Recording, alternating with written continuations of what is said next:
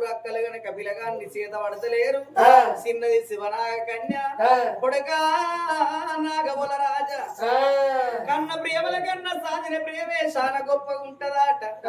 కొడుకును ఎత్తుకొని కన్న తల్లి చూడు కొడుకును పట్టుకొని ఆనందపడుతున్నది ఆ నాగ కన్య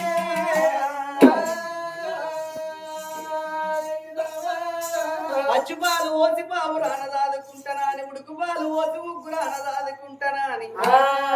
స్థిరుల్లో లెక్కించే సిన్ని నవ్వులే